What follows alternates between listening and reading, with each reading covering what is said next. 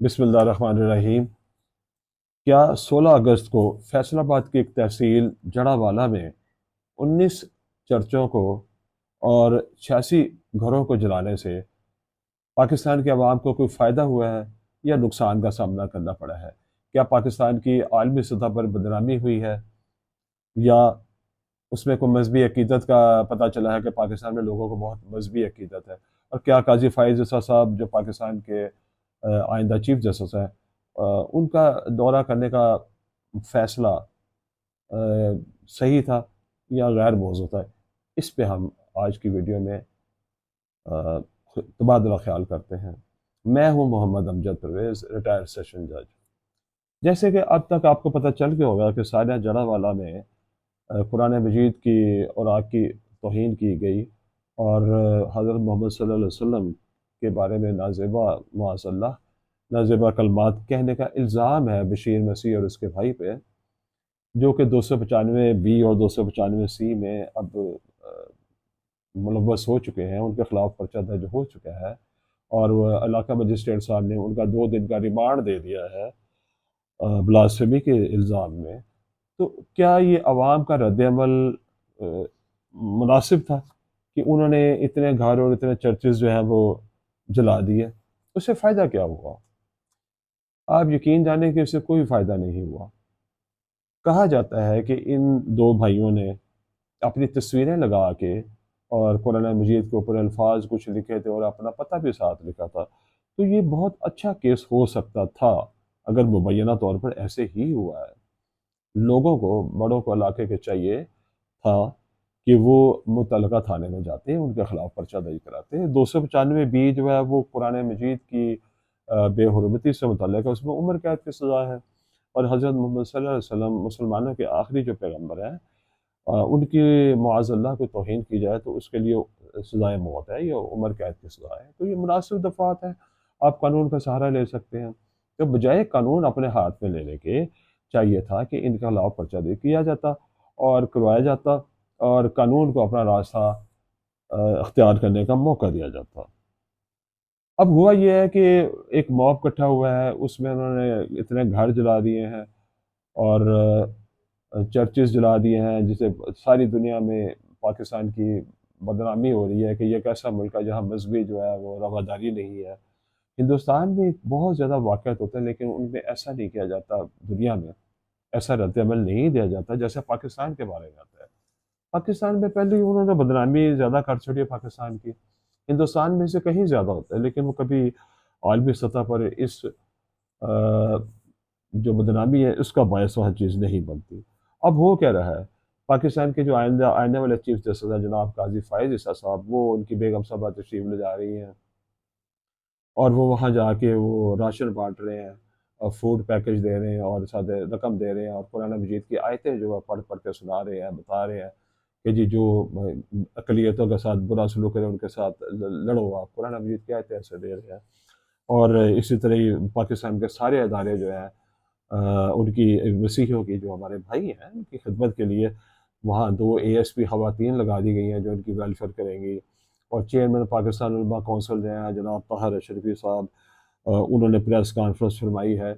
Bishop आज़ाद martial हैं जो arch bishop हैं, ये सेबेस्टियन फ्रांसिस चर्च के बिशप लियो रॉड्रिक हैं और रेवरेंड इमानुअल साहब हैं और दूसरे साहबान हैं, इनके साथ मिल के वो उनको दिलजोई कर रहे हैं अपने मसीही अपने हमारे भाइयों की। ये अच्छी बात है, ये करना चाहिए। लेकिन फ़ायदा क्या हुआ? अब वहाँ जो हुकूमत पाकिस्तान है, हुकूमत पंजाब है, ये जो रियासती इदारे हैं हमारे, वो अब उन 86 घरों और 19 जो चर्चेज़ हैं, उनकी ये मुरम्मत करेंगे। उनके लिए दोबारा वो सारा कुछ किया जाएगा, आराइश-ओ-ज़माइश की जाएगी, जिस तरह पहले थे, उनकी पहली हालत में लाया जाएगा। तो वो जो पंजाबी वाला मुहावरा है, 100 छितर भी खा लिए और 100 प्याज़ भी खा लिए, तो भाई इसका फ़ायदा क्या? हमारे लोगों को सोचना चाहिए, जब भी इस तरह का कोई वाक़या हो, तो खुदारा कानून अपने हाथ में ना लें। इसका यकीन जानें कि इसका कोई फ़ायदा नहीं है, इसकी हमारी तौहीन होती है, हमारी बेइज़्ज़ती होती है, हमारे बारे में लोग कहते हैं कि इनकी मज़हबी रवादारी इनमें नहीं है, अपनी अक़लियतों के साथ ये अच्छा सलूक नहीं करते।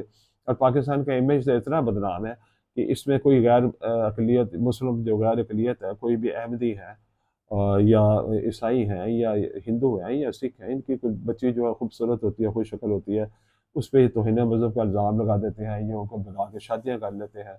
اس طرح کی باتیں کی جاتی ہیں. اس میں کوئی سچ بھی ہو سکتا ہے، کوئی جھوٹ بھی ہو سکتا ہے، لیکن اس کا فائدہ کچھ نہیں ہوتا.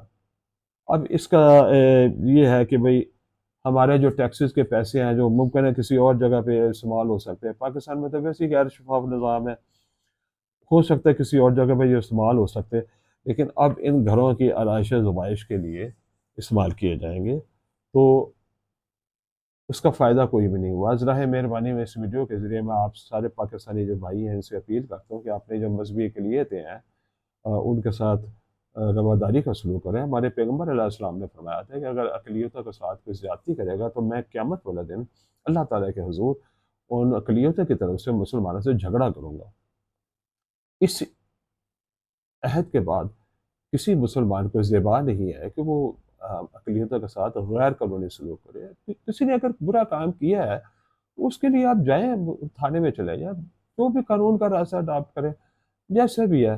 اس طرح قانون کو اپنے ہاتھ میں لینے سے تو کوئی فائدہ نہیں ہوگا. دوسری طرف ہمارے جو معزز جو چیف جسٹس صاحب ممکنہ جو طور پر بنیں گے انشاءاللہ تعالیٰ، تو انہوں نے دورہ فرمایا اپنی بیگم صاحبہ کے ساتھ. تو یہ جو فیصلہ تھا دورہ کرنے کا، میرا حال ہے یہ کوئی اتنا موضوع مجھے تو نہیں لگتا کم از کم. اس میں بظاہر دل تو خوش ہوتا ہے عام لوگوں کا کہ جج صاحب تشریف لے گئے ہیں، قاضی وقت تشریف لے گئے وہاں، اور انہوں نے مذہبی اقلیتوں کی حوصلہ افزائی کیا یا فلاں کیا یا فلاں کیا، لیکن یہ ایک جج کا کام نہیں ہے. جج صاحبان نے جب بھی اس طرح کے سیاسی سمیلے یا انتظامی سمیلے ان امور میں جج صاحبان نے جب بھی دخل دیا تو اس کا کوئی اچھا رزلٹ آج تک ملا نہیں ہے. ابھی حال ہی میں جو ہماری عدالت عظمیٰ نے جو فیصلہ فرمایا ہے، اس میں پنجاب اور کے پی کے حکومتوں کو کہا گیا ہے کہ فلاں تاریخ تک آئین کے مطابق آپ الیکشن کرا دیں. آپ نے دیکھا ہے کہ تمام ریاستی اداروں نے، الیکشن کمیشن آف پاکستان نے اور سیاسی لیڈروں نے، پچھلی جو پی ڈی ایم کی حکومت ہے انہوں نے، اور سب نے اس فیصلے کی نافرمانی کی ہے. اور مختلف وجوہات کی بنا پہ کہ جو ہمارے پاس فنڈ نہیں ہے، یہ نہیں کر سکتے، وہ نہیں کر سکتے، حلقہ بندیاں نہیں ہوئی ہیں، مردم شماری نہیں، انہوں نے فیصلہ پہ عمل درآمد نہیں کیا. تو ہماری جو عدالت عظمیٰ ہے انہوں نے عافیت اسی میں سمجھی ہے کہ خاموشی اختیار کر لی جائے اور اس بارے میں مزید کوئی عمل نہ کیا جائے، مزید کوئی کام نہ کیا جائے.